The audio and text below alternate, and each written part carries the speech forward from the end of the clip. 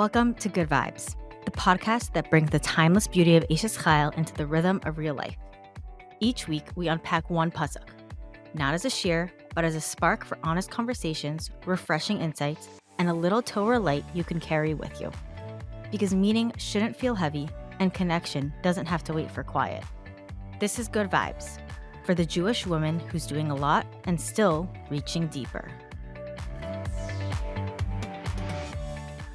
Hello, everyone, and welcome back to the Good Vibes podcast. Today we're up to Pasuk Nun, and Pasuk Nun states, Noda b'shar bala b'shifta im ziknei aretz. Her husband is known in the gates, sitting among the elders of the land. So this is the first time in Ishes Chayil that we hear of her husband. And when he is finally introduced, we hear that he sits in the gates amongst the elders. The Matziras David says, and we see this in other places in Tanakh as well, that the Zekenim and Talmidei Chachamim sat at the gates. So the Ishes Chayil's husband is one that is sitting amongst the Talmidei Chachamim at the gates. And furthermore, the Malbim adds and says that she will hold her husband's hand in his Torah learning until he will be a great man and sit amongst the Sanhedrin and the Zekenim, meaning she will support him, hold his hand, quote unquote, from the words of the Malbim, encourage him in his learning until he will sit at the gates with the Talmidei Chachamim and the Gedolim. This is supporting your husband in his learning, building him up in his Torah at its source. The Malbim is teaching that word for word as us holding his hand, supporting him in his learning until he gets to a place where he could sit with the Talmidei Chachamim at the gates. We know that one of our rules as an Ishes Chayil is supporting our husbands in their learning, encouraging, building up. And this pasuk points to that. The Malbim says just that.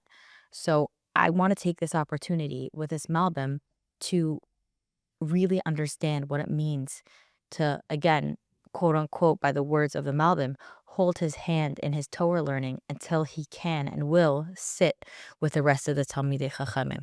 What does this mean? What does this mean for us in 2026 today, holding our husband's hand figuratively to build him up so that he can sit amongst the Talmidei Chachamim at the gates? So today we have a very exciting and apropos guest with us. Mrs. Debbie Selengut is a veteran kallah teacher and a trainer who mentors kallah teachers and coaches parents and educators. She serves as the assistant principal of Limudei Kodesh for 4th and 5th grades at Bnos Bracha of Passaic, providing educational leadership and faculty mentorship. A sought-after speaker known for blending Torah insight with real-life experience, Debbie brings warmth, clarity, and practical wisdom to her work. She, Baruch Hashem, is a wife, mother, and a grandmother as well. Thank you so much for coming on this podcast. Thank you so much for inviting me. So excited. Thank you. This is very exciting. So let's just jump right in. I want to hear your thoughts on this pasuk as a kallah teacher, as somebody who teaches others what our role is. What do you think about this pasuk? Okay, so Racheli, what your introduction really points to something very important. I like the way you talked about holding his hand, because I think that this topic of a woman's place in her husband's learning can create beautiful collaboration, and it can create like significant conflict. So it's a very important topic. I think that women are given all kinds of messages about their place in their husband's learning. What's their role? Is their role supportive? Is their role stronger than supportive? Is their role less than supportive? Like, where do they belong? So I think it's a great idea to tackle that. So I think when we learn this pasuk and when we teach this pasuk, and not just this pasuk, but this pasuk is really a big topic that girls spend a lot of time in their education on, whether it be in high school in their later years, whether it be in seminary, where there's a tremendous amount of emphasis put on this role that you're going to assume when you get married. Who are you in this relationship, and where do you many of our couples start off in this learning world. Where is her place in this? So it's not just this pasuk, but this pasuk is a beautiful, maybe it's even an invitation every Friday night for you and I and all the women that are listening to think about this again. And am I doing what I can do in the most gentle way, in the most supportive way? Am I really being helpful? Am I thinking that I'm being helpful and I'm really not being helpful? Maybe that's why we have to hear it every Friday night. I'm very excited about this idea. I think when we talk about a woman and her role in her husband's learning, I think that we have to realize that it's not a role that she is performing.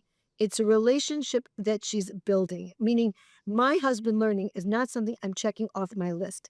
If my husband learns, I've succeeded in a certain area in my life. It doesn't work that way. There's a relationship that I'm building. I'm not carrying my husband's learning. I'm creating a home where his Torah can live and his Torah can thrive. So I think that just as a framework is important for us to understand because I think that women are very confused. Where do I fit into this picture? His learning thrives in safety. It doesn't thrive in scrutiny. And what we want to do as a college teacher, but also at our, I'm sure that many of the women that are listening to this podcast are married women, not just as a couple, but we want ourselves to understand that our husband's learning is deeply personal to our husbands. And it's probably, he knows that it's probably one of the ways we evaluated him before we married him, right? His learning was a big deal to many of us. Even before we dated him, it was probably on the table as things we checked out, things we wanted to know, things we asked about. It's a common area of questioning. So he knows from the get go that his learning has importance in your life, right? This is just groundwork, this is basic. It's very personal to him, and comparisons, whether spoken or thought of, can be extremely hurtful to a husband in terms of learning, in terms of everything. But now we're zoning in on the learning. When a wife in her mind or in reality, in her words, compares him to brothers, to friends, to neighbors, it's corrosive to the relationship. Respect allows growth. Pressure shuts things down. Pressure shuts things down. The mountain is too high to climb. I'm not going to do it. My job is not to measure his learning, but it's to protect the space around it. When I believe in a person, I validate him as a person and I build him as a person. When my husband's learning, the message he has to get from me is I hold of you as a person. I love you. I like you, even without the learning. Those validating messages that a husband gets from us of just respecting him as a person gives him the soil on which to grow his learning. So, taking learning out for a second, you're a great person.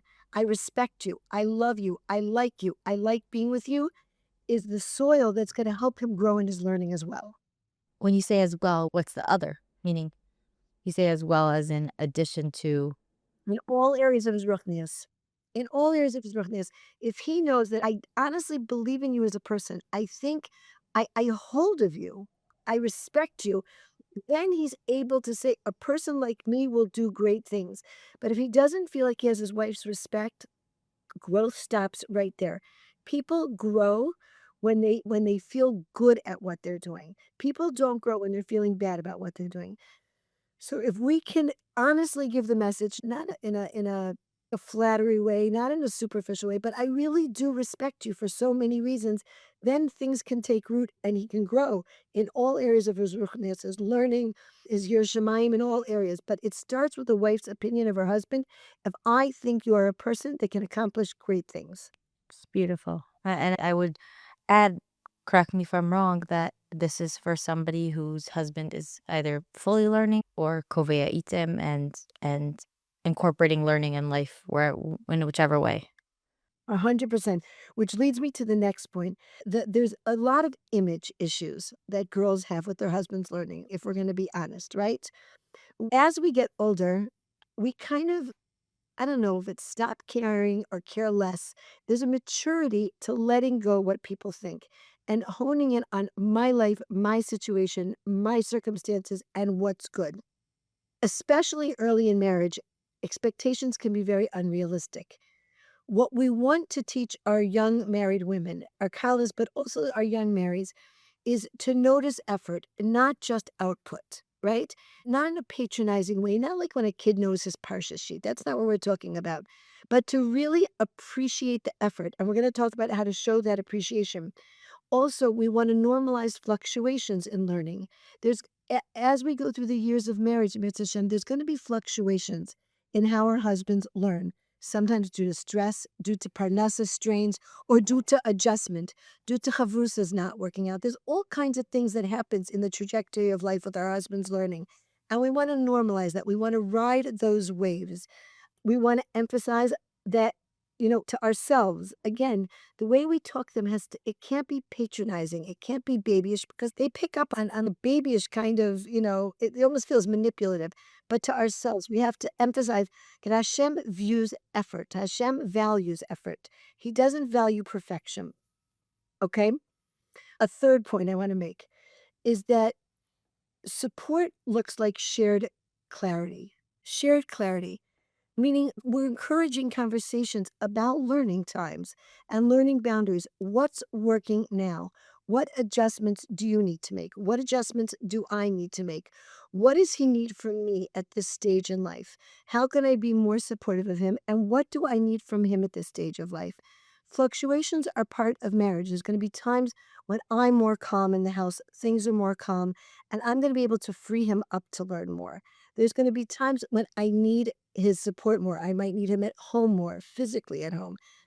We have to understand things are not static. They change. They change with where we're at in so many ways.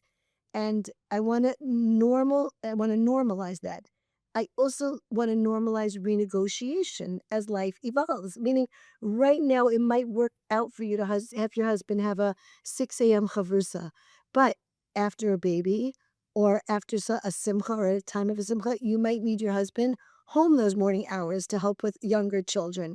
And we want to normalize the fact that things are going to change. And we want to teach our women, our young women, our kallahs, and our young marrieds that flexibility strengthens the marriage. Flexibility strengthens a marriage. Sometimes he might need more time. Sometimes I might need more time. Okay, so far so good? Love it. I love that. That should be like a quote that we can just print and put up. Flexibility strengthens the marriage. It does. The tone I use matters. The words create an atmosphere. What a wife says and how she says it can sting deeply. Just even comments, like little comments about his schedule. Sometimes we think it's just a comment, but we have to watch our words. Our words can build him and our words can hurt him deeply. There's no one's opinion that matters to him more than our opinions of them. Sarcasm, jokes, that can sting very deeply. Comments can be as hurtful to a husband as public comments. So again, back to the conversation. We have to have real, honest, open conversation in a mature way about what do you need? What do I need? But sometimes we think if I just make enough comments, if I just throw in enough like one-liners about it, he's going to hop and things are going to change. That doesn't help anybody grow in any way whatsoever. It's not helpful. What's helpful is mature conversation. If things are not working out with his learning schedule, for whatever reason, it's not where you want it, where he wants it, address it in a very mature, soft way. Again, this is a very deeply personal thing to him. Unspoken resentment erodes both his learning and shalom bayis. I'm going to say it again. Unspoken resentment erodes his learning and erodes shalom bayis. We want our kallahs to notice signs in themselves and in him of internal overload when someone just needs a break. It's great to say to your husband, I so much respect like the schedule that you're putting in with your learning, but I really feel you're so tired. Are you sure it's the best thing for you right now? And to be able to say it about myself, I'm not sure it's the best thing for me right now when that's the case. But I want to encourage young women to have respectful communication, not to be a martyr about it. If something's not working, let's bring it up in a respectful way, in a kind way. And we can even start off by saying, I want to talk about something that's, I don't know how you're going to feel about this. It's just something I want to, I'm not a guy. I don't learn. I don't understand so much of it, but I want to bring something up and, tell me if I'm like off the path, if I'm not understanding. And in some ways, it's a part of my husband's life that as much as I'm a part of, there's a big piece of it I'm not really going to understand. And I have to understand that myself. I remember when we were newly married, we were living in San Hajj and we had a group of Bachram over for a Suda. And I guess not having older brothers and being an out-of-towner, I didn't really know my place at the table with a Bachar that was saying a Dvar Torah. So he said this Dvar Torah on the Parsha or whatever it was, and I had a question, and I asked him a question, and he said to me, it's not a question. And I said, it is, it's my question. And he said, it's not a question. Now, I didn't know that was like Bacher language for like, it's clear, the point is clear. Like, I didn't understand that. So my husband like looked at me and said, Debbie, like, I'll explain it to you later. Like, just drop it, okay? Right? There's a whole world out there I'm never going to understand. When we were first married, my husband used to come home from Shir, from the Mir Yeshiva, and I used to ask him what he learned. And he looked at me like, I don't even know what to say. Like, my ox gores your sheep. He didn't know what to say, but like growing up, like when we came home from school, my parents would ask us what we learned. So I just thought that's just like a normal way you have conversation with your husband. It took me a while to realize that it's a part of his life that, yes, I hold a very big place in, but I'm really an outsider in many ways to it. And it's sort of, once I understood that, it redefined my role in terms of his learning. I guess what I want to say, just to sum up this part, is that the support of his learning should not come at the cost of emotional honesty. Now, obviously, I have a filter, and obviously, I think about what to say and how to say it. But if it's not working for me, ultimately he's going to get those feelings. He's going to get those vibes, right? Right? He's going to get those feelings and it's not going to work for him. If I fall into martyrdom and I fall into fine, you could go, that's not a way to send a husband to learn. So there has to be honest conversation and real conversation about how is this working for you? How is this working for me? It's beautiful. I think that in today's day and age, we could always hear more of not being martyrs. And that doesn't mean that instead we're all just going to go on vacations and massages every day, but to encourage open communication, honest communication, like what you were saying, to hopefully encourage learning and to create an environment where it's safe and secure, where Torah can really blossom, like what you were saying. Right. What you said is so important. That sometimes, we think when we think about self-care, I think it's interesting you brought it in. Like we do have to take care of ourselves, but sometimes we try to plug a lot of holes with things that are not in the moment they feel good, but they're not really taking care of ourselves when we talk about self-care. I believe, and I'm not negating those things, and there's a place for them. But the idea of taking care of yourself really, I believe, comes from living a life that has meaning, has purpose, and has joy Beautiful. in the life that we're living. Meaning, there's times we need perks, and there's times we need, something fun and something exciting and something out of the ordinary and something to be taken care of. That we should feel taken care of. But ultimately, the way a person takes care of themselves is to look at their life and ask themselves, does my life have purpose? Does my life have meaning? Does my life have joy? Am I feeling energized by my life? Is there hislavas in a very real way that I'm excited about the day? And it's not always going to be an easy day. There's days that are very difficult and there's kufas that are very difficult. But overall, if I feel that my life has purpose, then Mitzvah Hashem, that's going to translate into a person that's happy. And it comes from really understanding our roles in marriage. When we understand our roles, we let go of expectation, we lead a much happier life. When we hold on to what should be or what we thought is going to be, it just leads to unhappiness. The terms of marriage that were decided in some hotel lobby, whether it was 5 years ago or 10 years ago or 40 years ago, they don't really matter in life. Life happens. And as my husband goes through changes, and as I go through changes, and our families go through changes, and as our finances go through changes, and his health goes through changes, and family circumstances go through changes, we have to recalculate. You know, what do we need now? What does the family need now? What does my husband need now? What do I need now? What can I give more of? How can I be more giving to him at this stage in his life?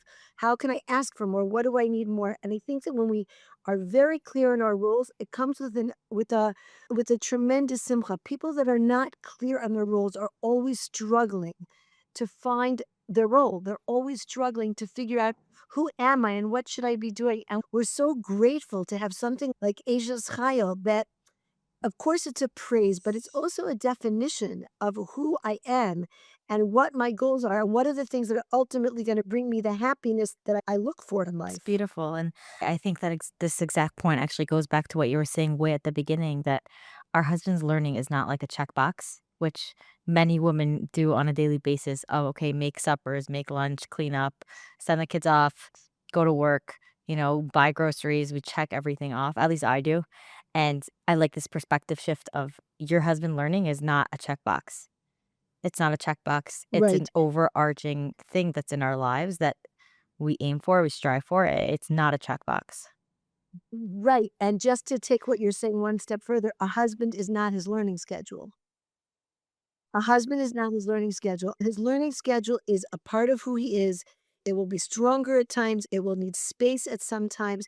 And going back to the core of who he is and what's great about him and what I respect about him and what I love about him and what he teaches me and what he teaches others and what he stands for, that's the core of his personhood. And his learning schedule is something that's going to change over and over again. And there's times, like I said, when I can give more and I have more give. And there's times when I need him more.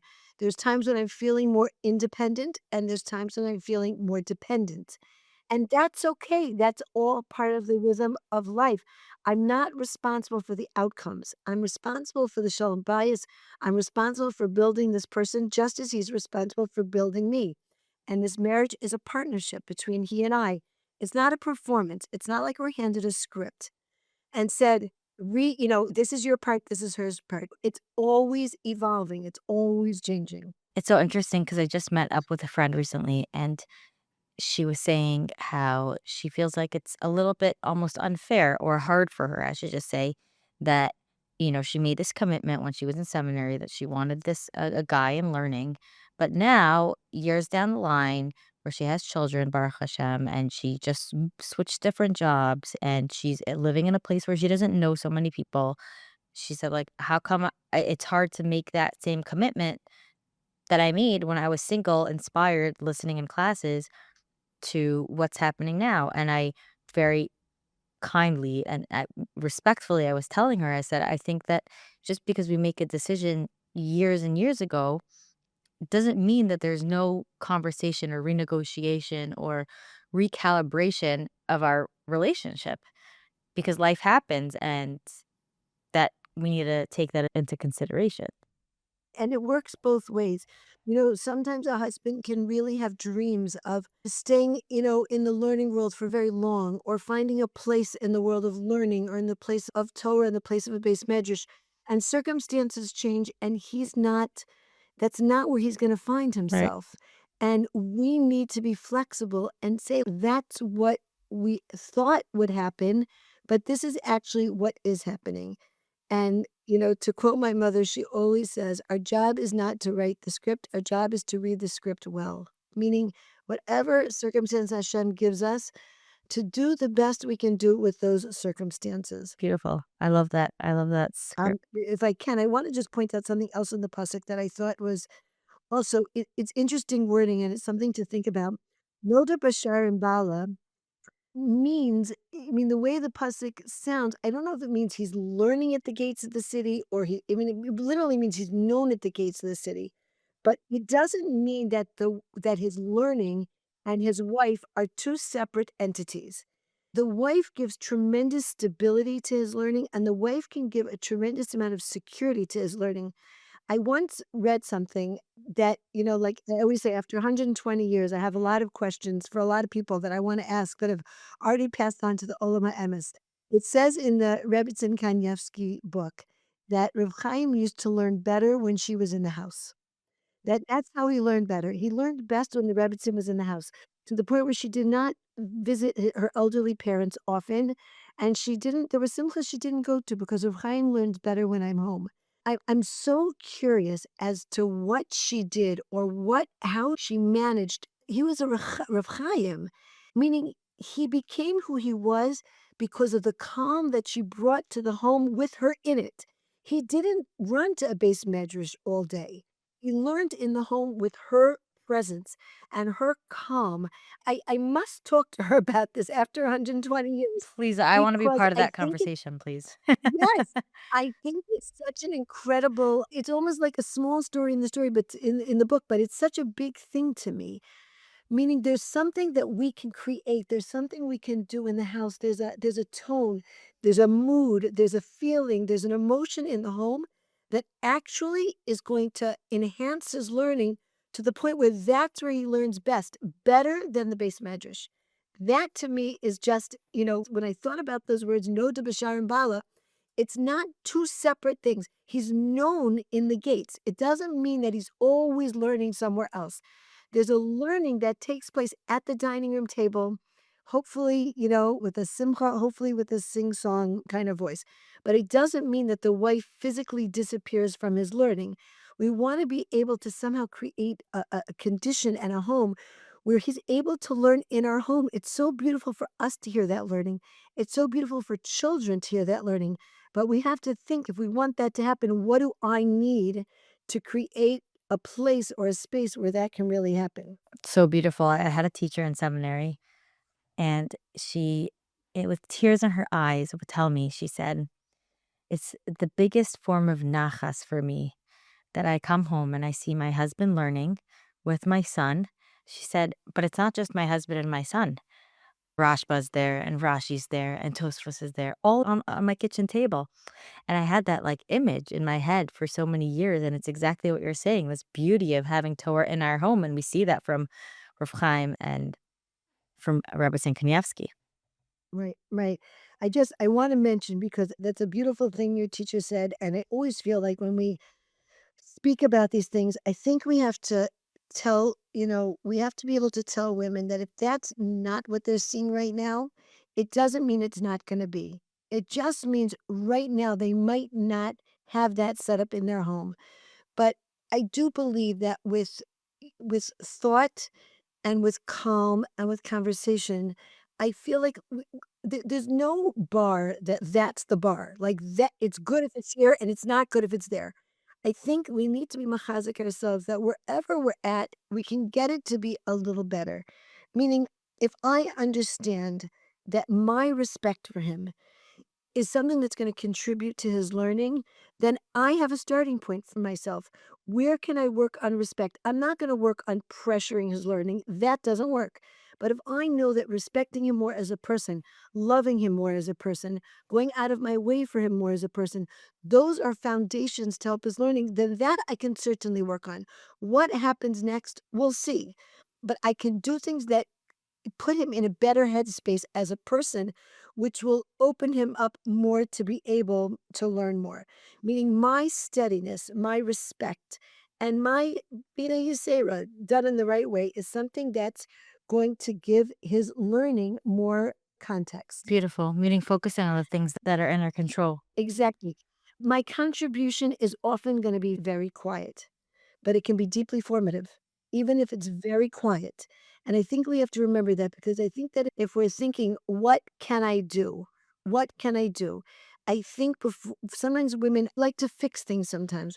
What can I do about his learning schedule? I think we have to like take that pressure off the system and say, what can I do in me that will get things to a better place, that will make him feel more secure in the marriage and more respected? So beautiful. And can I ask you something that comes to mind is, why do you think that this is the first pasuk that we hear about the husbands in Eshes Chayil? And why do you think that, it's interesting to me that the first time we hear about the husband is talking about his learning and that he's known in the gates. Why do you think that, the first time we hear about him is here in this context? In this context, or why did it take to none to Let's get say to him? both. I don't know about the second part, but if I had to guess something about the first part, I would say that there's a development in Eshes Chayil about who we are as women. And where do I grow? And where am I putting my focus? And every one of the letters that you're, exploring with different guests about, I am sure over and over, if a lady follows this podcast and she follows the olive base of Eshes Chayil, then I become more and more aware of where I can develop myself as a wife and where I can develop myself as that Ezer Kenegdo and as that partner.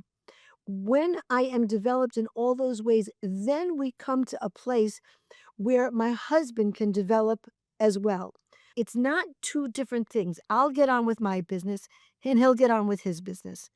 We're very intertwined. Who I am and where I'm at in my personal development is very much where he's at. And it leads him to where he needs to go, and it leads him to who he needs to be and who he can be.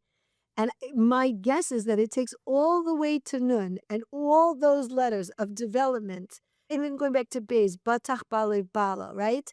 That like he has faith in me, he has security in me. In each one of the letters, I believe is going to give another component to a wife so that she develops into the person herself, that he therefore has the confidence and the strength and the ambition to be able to go out and develop himself. And that's so encouraging. It's so encouraging for me to hear. That's totally my own take. I don't know if it's correct, but it's just, when I think about Nun, we're like, much of the way through the Aleph phase. I love that. I relate to Isha's Chayil being almost like a journey, how every pasuk is teaching us something else, teaching us something about ourselves, about who we are, who we want to be, with hopes to become. And I love this idea that by the time we get to Nun, we want to create that environment for our husband. Right, right.